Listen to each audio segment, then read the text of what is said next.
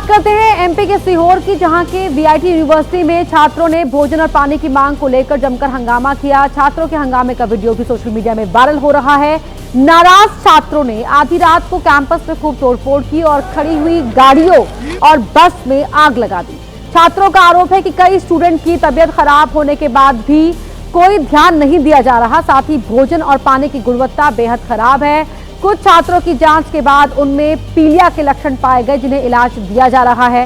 हंगामे के बाद यूनिवर्सिटी के आला अधिकारी और भारी संख्या में पुलिस बल मौके पर पहुंचा। अधिकारियों ने छात्रों की मांग पर विचार करने का आश्वासन दिया।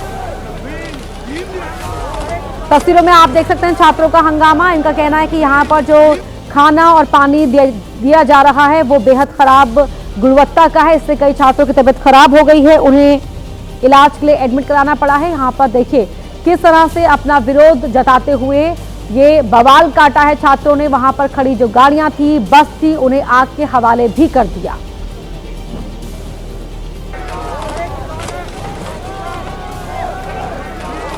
तो सीहोर में वीआईटी यूनिवर्सिटी, जहां पर छात्रों के हंगामे की दो तस्वीरें आपके टीवी स्क्रीन पर है।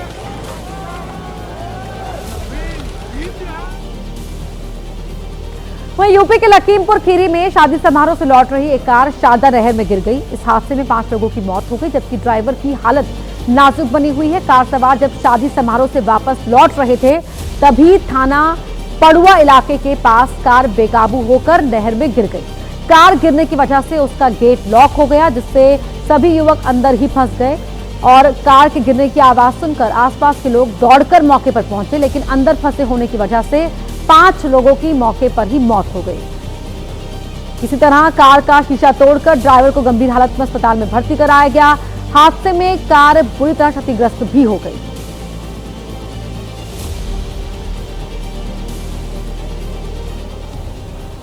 कश्मीर से हैरान कर देने वाला वीडियो सामने आया है, जहां महिलाएं सड़कों पर उतरकर स्मार्ट मीटर का विरोध कर रही हैं।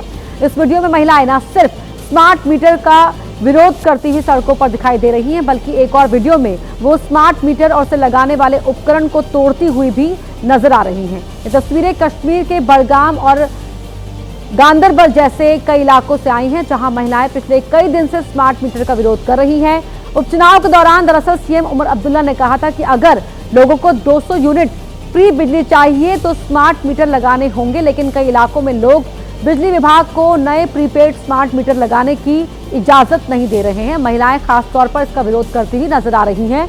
हालांकि प्रोटेस्ट के बावजूद स्मार्ट मीटर लगाने का जो प्रोसेस है वो चल रहा है। 80% से अधिक पुराने मीटर को नए प्रीपेड स्मार्ट मीटर से बदल दिया गया है।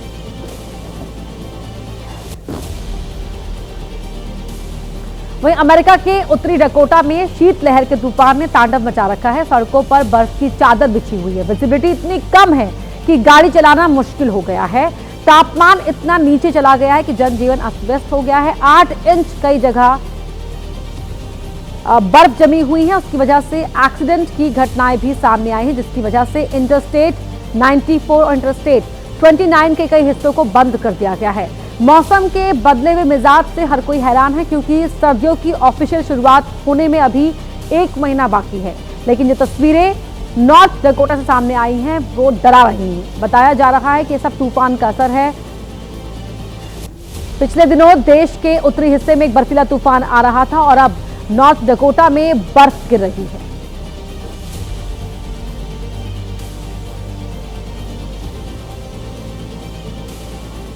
और अब बात करते हैं थाईलैंड की, जहां इन दिनों कुदरत का प्रकोप देखने को मिल रहा है। भारी बरसात से आई भीषण बाढ़ ने हालात ज्यादा खराब कर दिए हैं। बाढ़ और बारिश की वजह से वहां 19 लोगों की मौत हो गई। जहां तक नजरें पहुंच रही हैं, वहां तक पानी ही पानी नजर आ रहा है। बारिश के बाद बाढ़ से सड़कें लबालब हैं। रिहायशी इलाके और मार्केट हर जगह पानी भरा हुआ है। कुदरत का डबल अटैक कुछ यूं हुआ कि घरों के बेसमेंट और ग्राउंड फ्लोर तक डूबते ही हैं। पहली मंजिल तक पानी भर गया है। सब कुछ पानी में डूब चुका है। सड़कों पर गाड़ियां तिनके के समान बह रही हैं। सड़कों पर कमर तक पानी भर गया है। आवाजाही ठप है। कुछ जरूरतमंद लोग अपनी जरूरत का सामान लेने या घर लौटने के लिए सड़क के किनारे खंभों पर लटके तार का सहारा लेने को मजबूर हैं। भीषण बाढ़ की वजह से दक्षिणी थाईलैंड के सोंखला प्रांत के कई इलाकों में आपातकाल की घोषणा करनी पड़ी है। सबसे ज्यादा प्रभावित शहर हाट याई है। लोगों पर चौतरफा मार पड़ी है। जानवरों तक की मुश्किलें बढ़ गई हैं। बाढ़ बारिश की वजह से वहां सांप भी सड़कों पर तैरते हुए दिख रहे हैं, जिससे लोग और भी ज्यादा डरे हुए हैं। वहीं इंडोनेशिया में इन दिनों आसमानी आफत का कहर टूटा है। बाढ़ और बारिश से 20 लोगों की जान चली गई है, जबकि 50 से ज्यादा लोग लापता बताए जा रहे हैं। तबाही की एक खौफनाक तस्वीर इंडोनेशिया की है। लैंडस्लाइड के बाद चीख पुकार मच गई। लोग घरों को छोड़कर भागने लगे। कुछ ही देर में पहाड़ी से आया मलबा अपने साथ सब कुछ बहा ले गया। कई घर भी मलबे के साथ बह गए। तस्वीरों में देख सकते हैं कि एकाएक बड़ा भूस्खलन होता के अफरा तफरी मची हुई है। लोग भागते हुए दिख रहे हैं। देखते ही देखते कई घर भूस्खलन में जमींदोज हो गए। लगातार हो रही बारिश और बाढ़ के कारण हालात गंभीर बने हुए। कई घर पानी में समा गए हैं। खड़ी गाड़ियां कागज के तिनके की तरह तैरती नजर आ रही हैं। नवंबर महीने में ही बाढ़ बारिश और लैंडस्लाइड से 20 लोगों की मौत हो चुकी है, जबकि 50 से अधिक लोग लापता बताए जा रहे हैं। राहत और बचाव का कार्य जारी है, लेकिन भारी बारिश के कारण मदद पहुंचाने में दिक्कतें आ रही हैं। मौसम विभाग ने अगले कुछ दिनों में भी भारी बारिश का अलर्ट जारी किया है।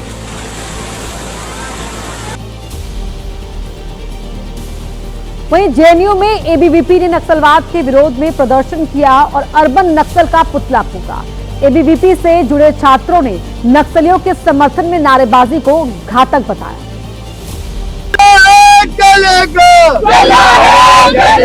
तुम कितने हिट मारोगे? जैसे नारों से जेएनयू परिसर गूंज उठा। एबीवीपी ने ये प्रदर्शन नक्सली नेता माडवी हिडब्बा के समर्थन में हाल ही में हुई नारेबाजी के विरोध में किया। छात्रों ने अर्बन नक्सल का पुतला जलाकर अपना आक्रोश जताया। इस दौरान उन्होंने नक्सलवाद के खिलाफ जमकर नारे भी लगाए। एबीवीपी के जेएनयू अध्यक्ष मयंक पंचाल ने कहा कि हिडमा जैसे खूनी आतंकी के समर्थन में नारे लगाना सुरक्षा बलों का अपमान है। छात्र इसे किसी भी रूप में बर्दाश्त नहीं करेंगे। वहीं एबीवीपी जेएनयू के मंत्री प्रवीण पीयूष ने नक्सलवाद को एक गंभीर राष्ट्रीय समस्या बताया और कहा कि जेएनयू हमेशा सुरक्षा बलों के साथ और नक्सली हिंसा के खिलाफ खड़ा रहेगा। मुंबई से सटे वसई पश्चिम में क्लोरीन गैस लीक होने से हड़कंप मच गया। एक की जान चली गई, जबकि 19 लोगों की तबीयत बिगड़ गई, जिन्हें फौरन ही अस्पताल ले जाया गया। अचानक से पूरे इलाके में जहरीली गैस फैलने लगी। लोगों का सांस लेना मुश्किल होने लगा। कुछ लोगों को उल्टियां होने लगी, आंखों में जलन होने लगी और देखते ही देखते अफरा तफरी मच गई। हालात बिगड़ते देख तुरंत इलाके को खाली करवा दिया गया। आनन फानन में प्रभावित लोगों को अस्पताल पहुंचाया गया। इस घटना में एक व्यक्ति की मौत हो गई है, जबकि 1 दर्जन से ज्यादा लोगों को अस्पताल में भर्ती करवाया गया। 4 फायर ऑफिसर भी जहरीले गैस की चपेट में आ गए हैं, जिनका भी इलाज चल रहा है। बताया जा रहा है कि पानी की टंकी के नीचे क्लोरीन का सिलेंडर रखा था, जिसमें अचानक लीकेज होने लगा और कुछ ही देर में जहरीली गैस फैल गई। दमकल कर्मी तुरंत मौके पर पहुंचे और रिसाव को रोकने की कोशिश की, लेकिन तब तक कई लोग गैस की चपेट में आ चुके थे। फिलहाल गैस लीक होने की इस घटना से इलाके में दहशत है। वहीं मुंबई से लगे भिवंडी में आग लगने से अफरा तफरी मच गई। कपड़े के गोदाम में लगी आग से करोड़ों का माल राख हो गया। गनीमत रही कि हादसे में कोई हताहत नहीं हुआ। और देखते ही देखते आग इमारत में भड़क उठी। दूसरी मंजिल से शुरू हुई आग ने कुछ ही देर में पूरे गोदाम को अपनी चपेट में ले लिया। आग इतनी भीषण थी कि कपड़ों का गोदाम धू धू कर जलने लगा। ऊंची ऊंची लपटें उठने लगी और रेडीमेड गारमेंट का पूरा स्टॉक जलकर राख हो गया। तस्वीरों में देख सकते हैं कि आग कितनी भयावह है। आग ने पूरे गोदाम को घेर रखा है। आग की सूचना मिलते ही दमकल विभाग की 3 गाड़ियां मौके पर पहुंची और आग पर काबू पाया गया। राहत की बात यह है कि इस भीषण अग्निकांड में किसी जनहानि की खबर नहीं है, लेकिन इमारत के कमजोर होने से खतरा बना हुआ है। इमारत कभी भी गिर सकती है, लिहाजा आसपास के लोगों को वहां से हटा दिया गया है। ब्रिटेन की राजधानी लंदन के पश्चिमी इलाके में एक गोदाम में ऐसी आग लगी कि उसने भीषण तबाही मचा दी। इस हादसे में 2 मंजिला इमारत जलकर राख हो गई। पश्चिमी लंदन के इलाके में गोदाम में धधकती आग की वजह से आसमान में ऊंची ऊंची लपटें दिखने लगी, जिससे वहां अफरा तफरी फैल गई। आग की लपटों के साथ पूरा इलाका धुएं के गुबार से भर गया। आग का गोला बन चुके गोदाम के अंदर मौजूद सारा सामान जलकर खाक हो गया। एहतियात के तौर पर पास के एक स्कूल और रेजिडेंशियल ब्लॉक को खाली कराना पड़ा। पूरे इलाके में कई घंटे तक आवाजाही ठप रही। आग इतनी भीषण थी कि उस पर काबू पाने के लिए दमकल की 25 गाड़ियां और 150 फायर फाइटर्स लगाने पड़े, जिन्होंने काफी मशक्कत के बाद आग पर काबू पाया। दमकल विभाग के मुताबिक बिल्डिंग का 3/4 हिस्सा पूरी तरह जलकर खाक हो गया। बिल्डिंग में एक वेयर हाउस और रिटेल स्पेस था। ये भी बताया जा रहा है कि गोदाम में भारी मात्रा में पटाखे रखे गए थे। हालांकि आग लगने की वजह का अभी तक पता नहीं चल पाया है, लेकिन राहत की बात ये रही कि इस हादसे में कोई हताहत नहीं हुआ। बांग्लादेश की राजधानी ढाका में आग का कहर देखने को मिला है, जहां सैकड़ों झुग्गियां जलकर राख हो गई। झुग्गियों में आग कैसे लगी, इसकी वजह साफ नहीं हो पाई। ढाका के करेल में उस वक्त हड़कंप मच गया जब भयंकर आग की चपेट में आने से सैकड़ों झुग्गियां धू-धू कर जलने लगी। संकरी गलियों और घनी आबादी के बीच उठती आग की लपटों ने पूरे इलाके में अफरा तफरी मचा दी। अग्निशमन विभाग को जैसे ही सूचना मिली, दमकल की कई गाड़ियां मौके पर पहुंच गई। आग कितनी भीषण थी, इसका अंदाजा इस बात से लगा सकते हैं कि दमकल की 11 गाड़ियां बुलानी पड़ी। राहत की बात यह है कि इस भीषण अग्निकांड में किसी के हताहत होने की खबर नहीं है, लेकिन घनी आबादी होने की वजह से दमकल कर्मियों को आग बुझाने में काफी दिक्कतों का सामना करना पड़ा।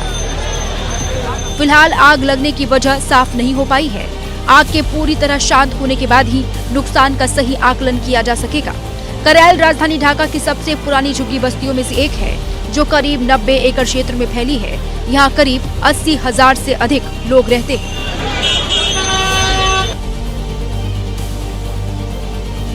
राजस्थान के हनुमानगढ़ में एक कार ने ऐसा कोहराम मचाया कि लोगों की जान पर बन आई। घटना के बाद आरोपी ड्राइवर तुरंत ही मौके से फरार हो गया, जबकि इस हादसे में एक महिला की मौके पर ही मौत हो गई। सकरी गली में जैसे ही तेज रफ्तार कार घुसी, चीख पुकार मच गई।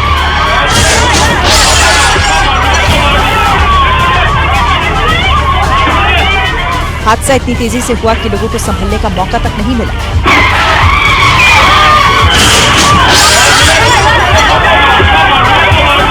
आगे आगे लोग, पीछे पीछे सफेद कार।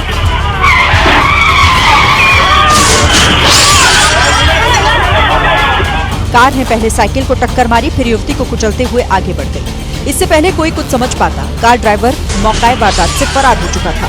महिला को इलाज के लिए तुरंत अस्पताल ले जाया गया, लेकिन वहां उसकी मौत हो गई। पुलिस अब सीसीटीवी के आधार पर आरोपी कार की तलाश कर रही है। इन दिनों रील बनाने के लिए लोग कानून का खुलेआम उल्लंघन कर रहे हैं। यूपी के अमरोहा में भी कुछ ऐसा ही हुआ। पुलिस अब वायरल वीडियो के आधार पर आरोपियों की तलाश कर रही है। चलती थार के ऊपर कुछ हुड़दंगी हल्ला मचाते हुए चढ़ गए और जमकर नोट बरसाने लगे।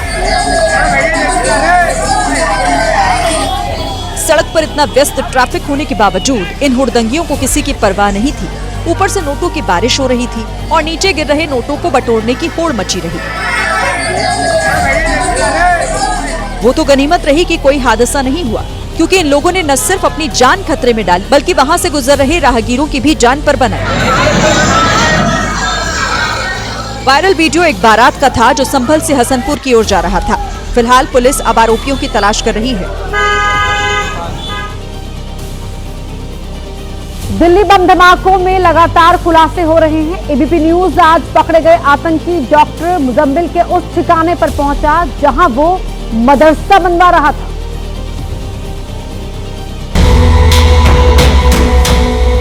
अल फलाह यूनिवर्सिटी से करीब 2 किलोमीटर दूर बन रहा था मदरसा।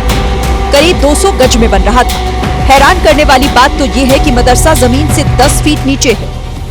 जिस छत पर मैं खड़ा हुआ हूँ, यही वो मदरसा है जिसको बनाया जा रहा था। करीब 200 गज का ये एक प्लॉट है जिसको बनाया जा रहा था, लेकिन मदरसा कहाँ है वो आपको नजर नहीं आ रहा होगा। उसकी वजह जो है वो ये है कि जो मदरसा है वो जमीन से 10 फीट नीचे है। मदरसे की बनावट एकदम अलग है। दीवार की मोटाई करीब 5 फीट, जो शक पैदा करती है। पहले आप ये दीवार देखिए। अगर आप ये दीवार देखेंगे तो आपको ये समझ में आएगा कि आखिरकार इतनी मोटी दीवार क्यों बनाई गई है। आप देख सकते हैं जो दीवार है, इसकी जो चौड़ाई है वो करीब 5 फीट से ज्यादा की होगी और चारों तरफ इसी तरीके की जो दीवार थी वो बनाई गई थी। सूत्रों की माने तो इस मदरसे का रजिस्ट्रेशन मौलवी इश्ताक के नाम पर है और इसकी फंडिंग डॉक्टर मुजम्मिल कर रहा था। वहीं हरियाणा के रोहतक में एक दर्दनाक हादसा सामने आया है। यहाँ के लाखन माजरा में 16 साल के एक बास्केटबॉल प्लेयर की बास्केटबॉल पोल के नीचे दबने से दर्दनाक मौत हो गई। ये दर्दनाक हादसा वहां लगे सीसीटीवी में रिकॉर्ड हो गया है। वीडियो में आप देख सकते हैं कि हार्दिक नाम का खिलाड़ी बास्केटबॉल की प्रैक्टिस कर रहा था और इसी दौरान हार्दिक ने जैसे ही पोल में बॉल डालने की कोशिश की, तभी बास्केटबॉल का पोल अचानक ही नीचे गिर गया। इस नीचे वो दब गया। आसपास मौजूद खिलाड़ी मदद के लिए दौड़े और हार्दिक के ऊपर से पोल को हटाया। बाद में हार्दिक को अस्पताल ले जाया गया, जहां उसकी मौत हो गई।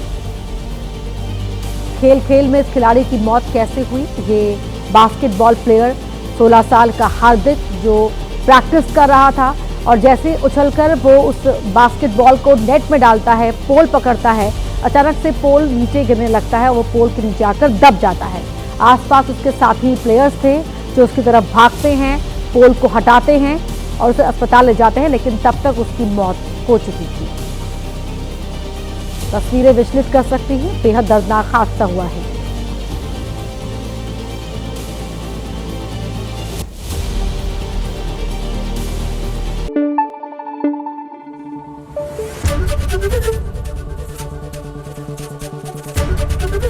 एबीपी न्यूज आपको रखे आगे।